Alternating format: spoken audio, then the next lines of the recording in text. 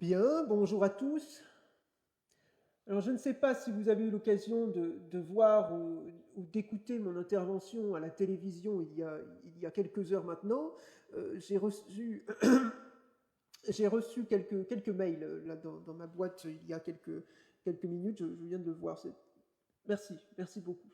Voilà, donc je vous le dis maintenant, je n'y répondrai pas, mais je les ai lus et j'ai trouvé ça fort attentionné de votre part. Vous n'étiez pas obligé. Je ne sais pas si vous faites partie de cette unité. Quoi qu'il en soit, j'estime que je dois le dire. Merci à vous. Pour ceux qui ont regardé, vous aurez peut-être constaté, bon, malheureusement, que lorsque l'on évoque la destitution d'un président de la République comme dite compromettante, difficile à réaliser, puisque c'est une réalité, c'est une opération scrupuleuse, qui vraisemblablement n'arrivera pas, et ben ça met en émoi tous les plateaux de télévision.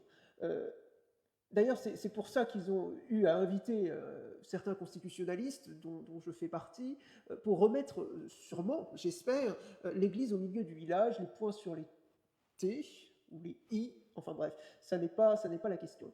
Non, ce que je veux vous dire en tant que juriste à des futurs juristes, des apprentis juristes en devenir, faites attention à ça. Faites attention.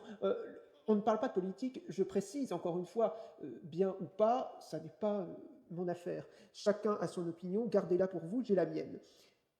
Euh, Ça n'est pas parce que vous êtes mécontent de la situation ou de quoi que ce soit qu'il faut impérativement dire au revoir au chef de l'État. Tenons compte de la Constitution. Vous aimez le rappeler à chaque devoir, la pyramide de Kelsen, la fameuse pyramide des normes, hein. Dites-le plutôt. Je veux dire, au sein de l'État, notre État, la Constitution prime. Arrêtez de parler sous le coup de la colère, sous le coup de vos émotions, on s'en fiche. La destitution du président de la République, chef de l'État, est encadrée par des dispositions constitutionnelles. Et c'est comme ça.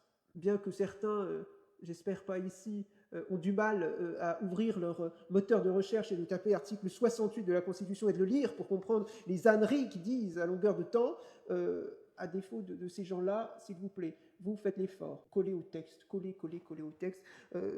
Des textes ont été rédigés, on passe notre année à les étudier.